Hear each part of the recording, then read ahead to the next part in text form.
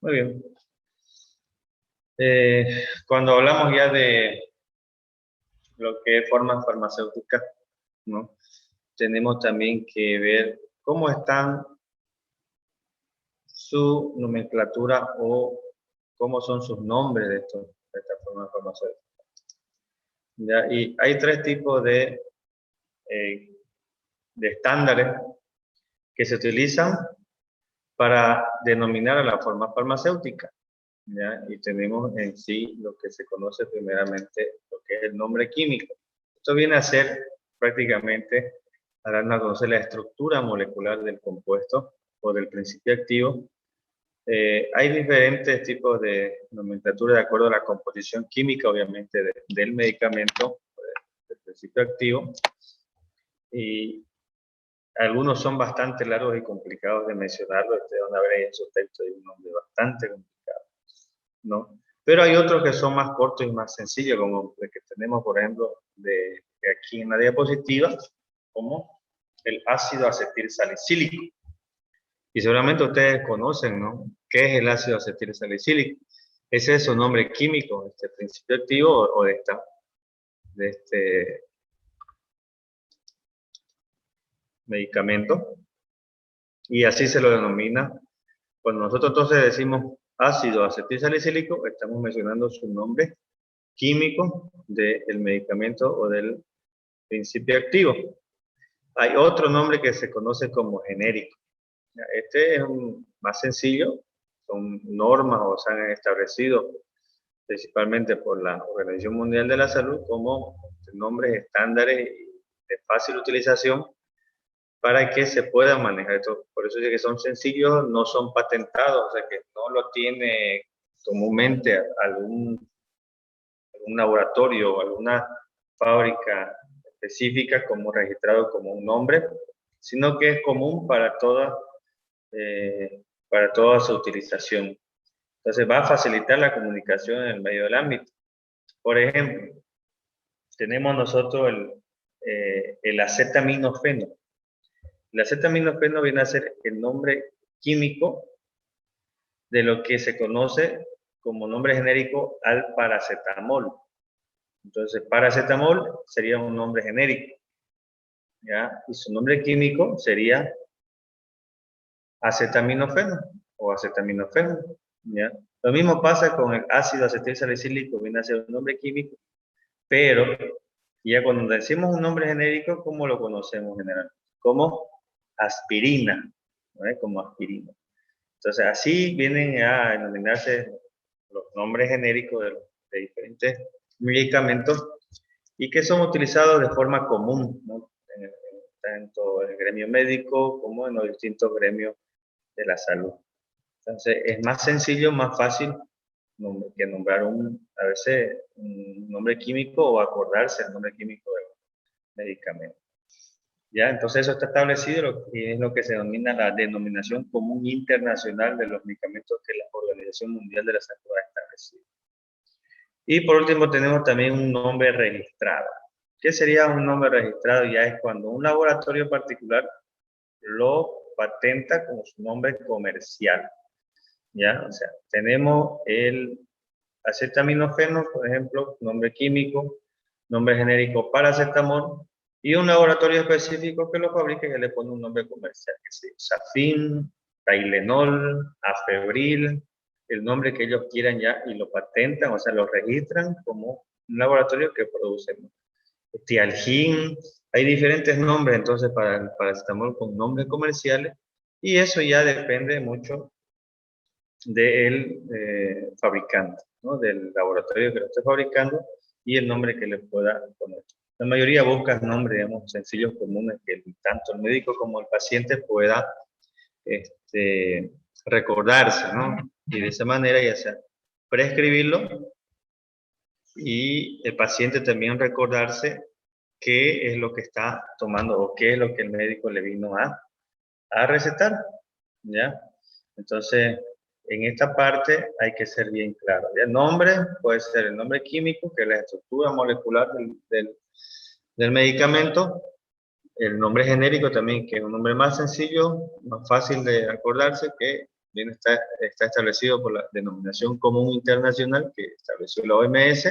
Y por último tenemos un nombre registrado o patentado, que es el que los diferentes laboratorios farmacéuticos lo patentan y lo registran bajo un nombre específico de producción, ¿ya? Entonces, eso es algo muy común dentro de lo que es la se llama el marketing farmacéutico, ¿no? Muy bien. ¿Alguna pregunta hasta acá?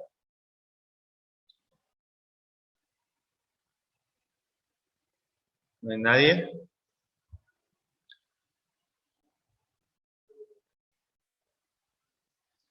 Muy bien, cuando estamos hablando también de todo esto, de lo que es la vía de administración de medicamentos, hay que tomar algunos factores que puedan llevarnos a tener éxito en lo que es el tratamiento en las enfermedades, ¿ya? Y hay que ver, digamos, el tipo de medicamento, la rapidez con que este se puede obtener, ¿ya? La selección correcta de la vía de administración también hay que verlo. O sea, ¿por qué vía es mejor administrar? ¿Qué medicamento es más fácil conseguir? ¿No? Y también la forma farmacéutica en que viene ese medicamento. Entonces, si nosotros tenemos en cuenta estos factores, vamos a poder tener éxito en el tratamiento. Pero si no conocemos, por ejemplo, el nombre del medicamento, por lo menos el nombre genérico, si es que no tenemos un nombre comercial, o si no queremos prescribir un nombre específico de un laboratorio particular, nos tenemos que recordar del nombre genérico y conocer en qué presentaciones viene, o sea, cuál es su forma farmacéutica, viene, que más adelante lo vamos a ver, ¿ya? Viene en tableta, en comprimido, viene en ampolla, viene en pomada, viene en gel, en cualquiera de esos tipos de formas farmacéuticas o de presentación, hay que conocer, ¿ya? Porque si uno no maneja este tipo de conocimiento en cuanto a los medicamentos, pues puede cometer algunos errores, ¿no? Y entonces decíamos también que esto nos va a llevar a lo que es el éxito. Y saber específicamente la vía de administración por la cual tenemos que administrar este medicamento. ¿Ya? Entonces, es importante que ustedes vayan aprendiendo o teniendo en cuenta estos factores, porque hay factores también, ¿no?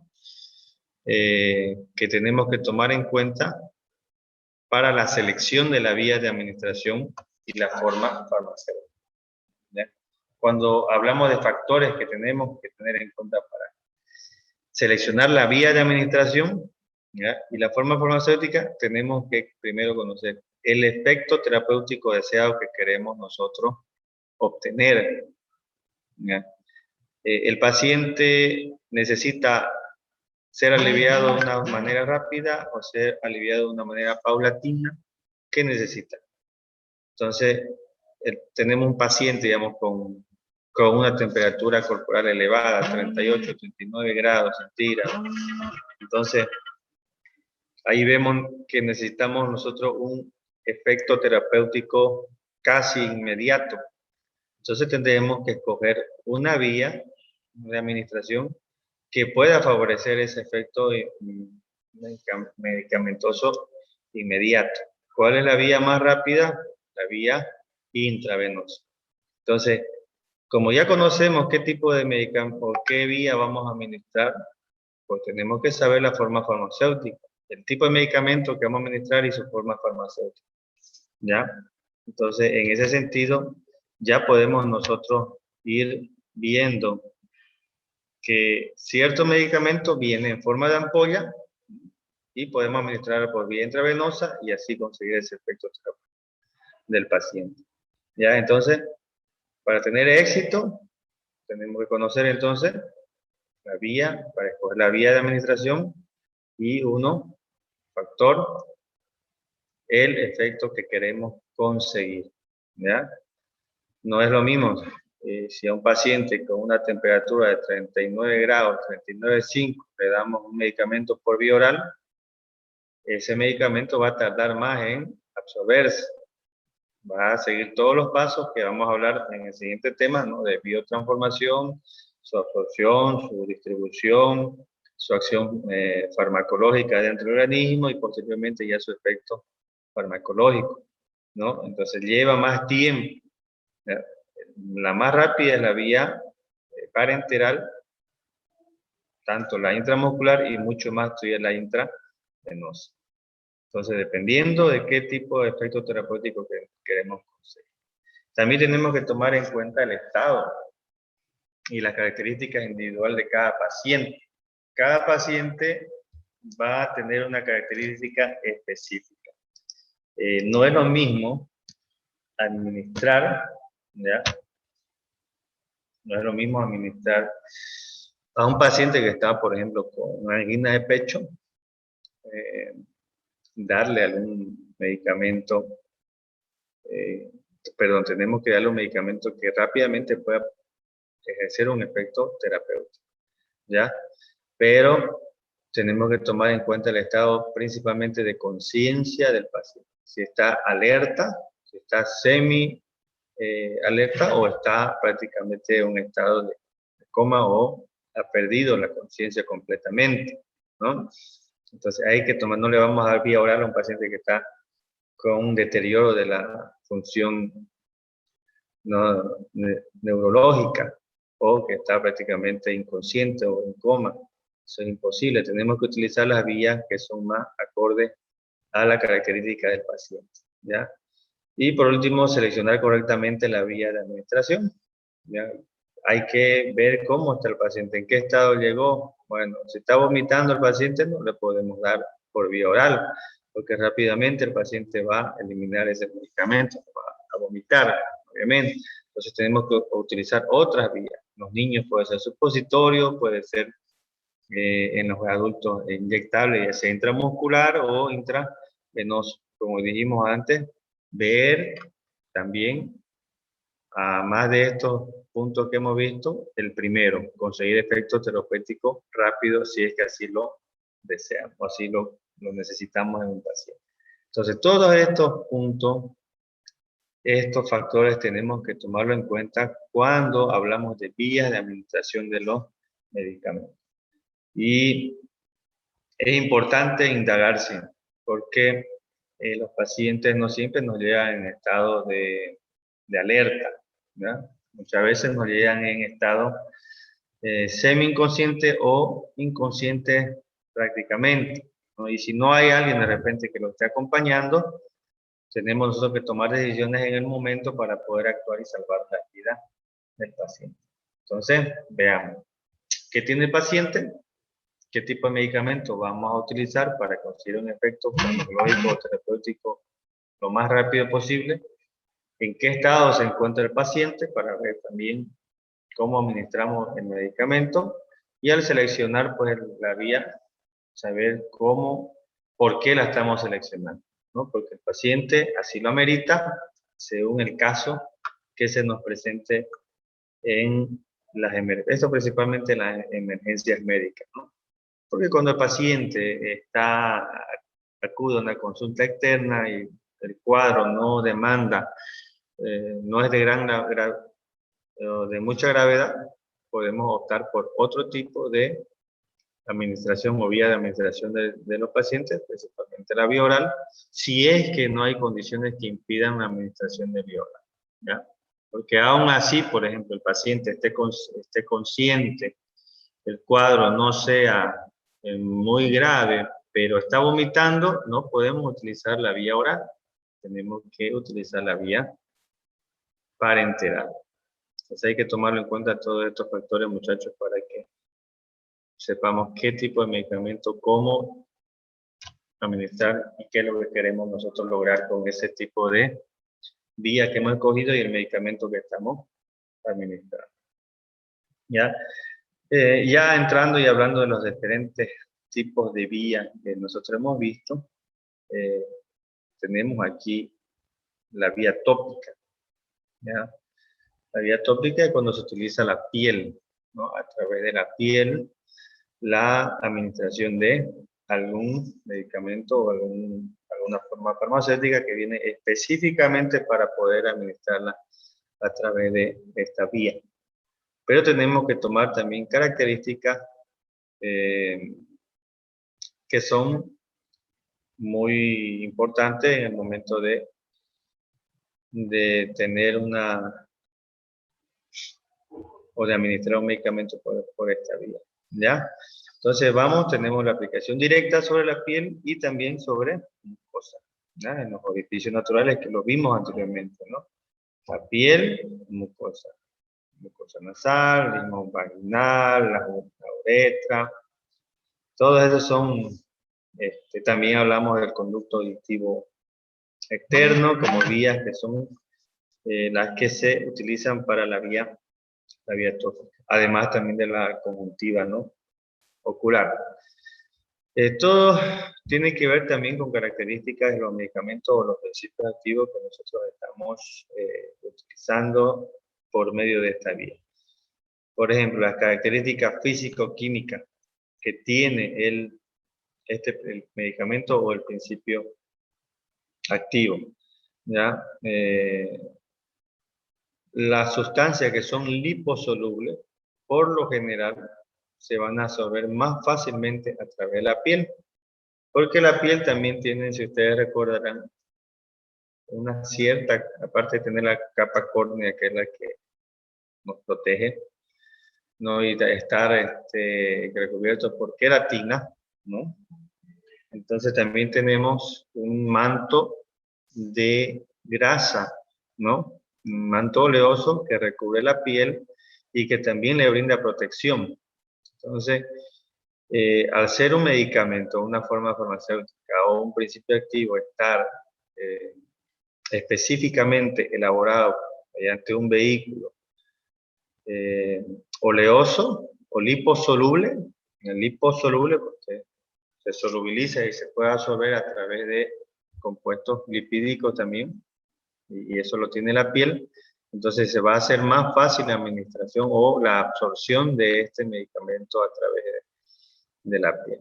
¿Ya? Entonces, en cuanto a las características físico-químicas, los medicamentos liposolubles son aquellos que van a absorberse con mejor o más facilidad, van a penetrar la piel. El pH del componente también de la forma farmacéutica del medicamento que se está administrando. La piel también ustedes saben que tiene un pH más o menos ácido, ¿ya? Y los compuestos pues que tienen este tipo de características también se van a absorber más fácilmente a través de la piel si concuerdan con este pH más o menos ácido que tiene la piel.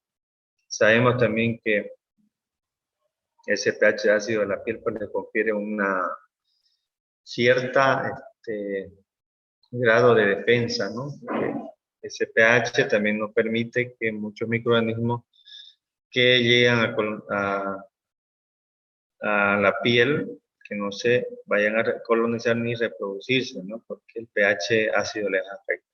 Entonces, los componentes ácidos, los fármacos, compuestos, preparados, farmacéuticos con un pH más ácido son mucho mejores en la administración por la vía tópica, ya que se van a absorber con más facilidad. La concentración del principio activo también tiene mucho que ver en el sitio de la aplicación. Vamos a decir que el principio activo, en cuanto a su concentración, es directamente proporcional. Significa que mientras la concentración sea mayor, la absorción también va a ser mayor, ¿ya? Entonces, mientras más concentración tenga, o sea, hablando, mientras más elevada sea la dosis o el contenido del medicamento en ese preparado farmacéutico, la absorción también va a ser mayor.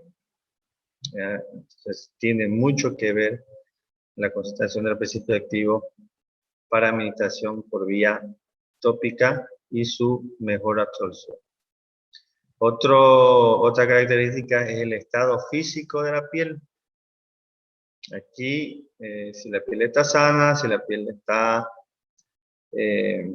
intacta o si tiene algún grado de lesión.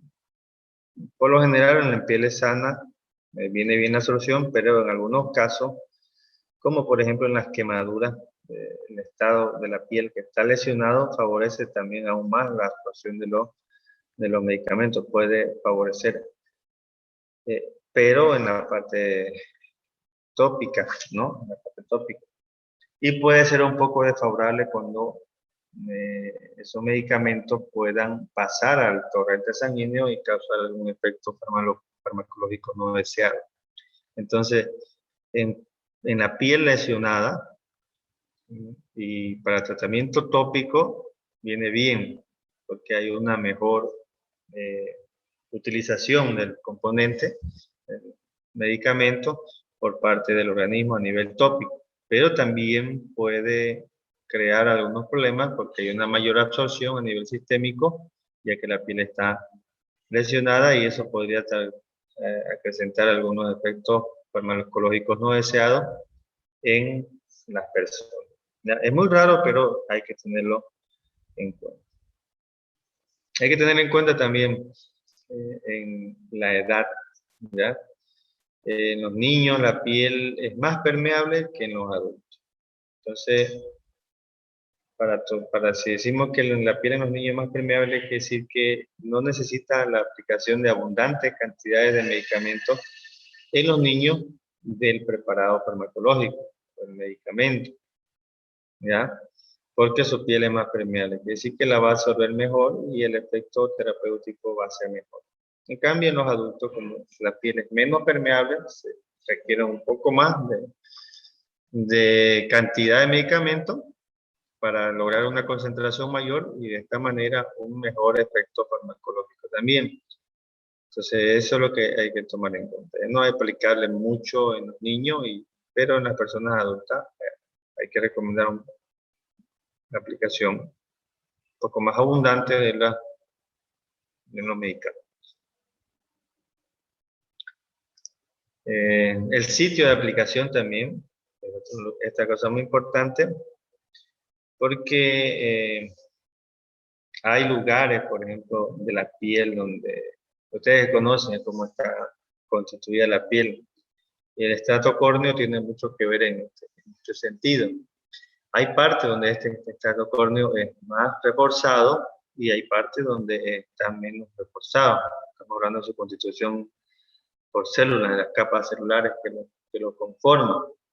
Entonces, en ese sentido, por ejemplo, si vamos tomando en cuenta dónde se hace mayor evidente la absorción de los medicamentos en cuanto al sitio que aplicamos teniendo en cuenta el estrato córneo, podemos decir, por ejemplo, que en la piel que está detrás de los pabellones auriculares de la oreja, los medicamentos se absorben mejor, ¿no? Si es que se llegaría a utilizar en esa zona porque la capa córnea está menos reforzada. Sin embargo, en las palmas de las manos, la piel de la palma de las manos, el extracto córneo es bastante reforzado y entonces la aplicación de medicamentos ahí para su absorción es está un poco más restringido, ¿no? Entonces, por lo general en las otras partes del cuerpo cabelludo, en el resto del tronco, de las extremidades, la capa córnea tiene un refuerzo medio, entonces la aplicación de los medicamentos tiene nomás buena absorción y buen efecto farmacológico, ¿ya?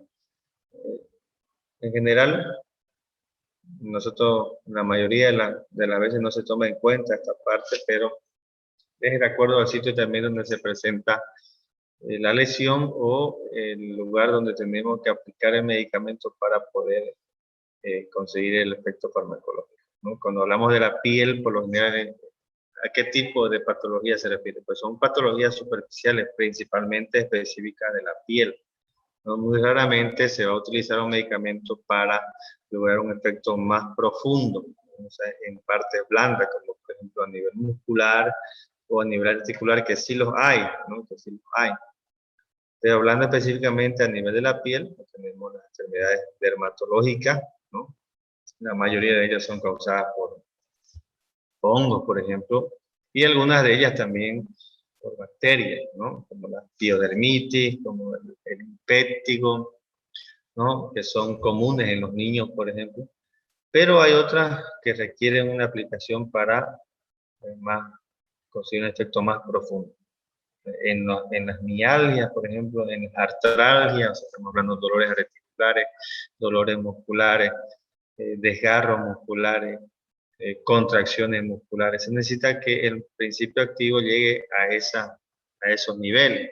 Entonces, hay preparados farmacológicos que tienen esa característica, pero de acuerdo al sitio, ¿no? Donde se va a aplicar.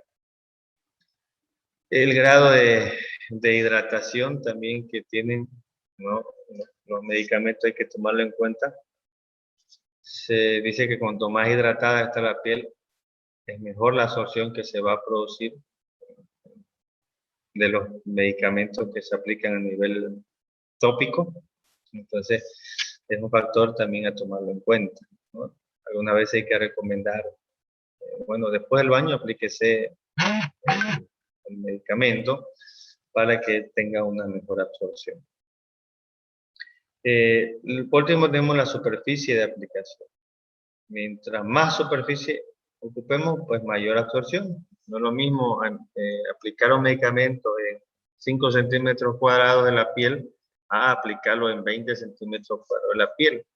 Significa que al utilizar más superficie en la piel, hay una mayor concentración del medicamento que estamos aplicando y por lo tanto un mayor efecto o una mayor absorción, lo que conlleva a un mayor efecto farmacológico. Entonces, hay que tener en cuenta también en qué cantidad de superficie estamos aplicando el medicamento. Puede ser que sea lo que necesitamos, ¿no? Aplicar solamente en espacio reducido de la superficie de la piel, o puede ser que necesitemos aplicarle en una mayor superficie corporal, ¿ya?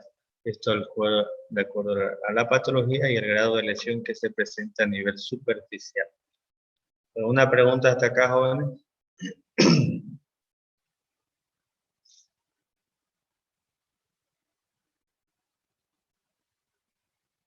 No nos olvidemos también que las mucosas forman parte, ¿no? Forman parte de este tipo de aplicación tópica, ¿ya? Y que tienen una mayor absorción. Los medicamentos que se administran por vía tópica a través de las mucosas, pues están específicamente elaborados para ejercer un efecto local, ¿no? Principalmente en el sitio donde se aplica y en algunos casos para poder ejercer un efecto sistémico a través de la aplicación de la mucosa de ciertas cavidades.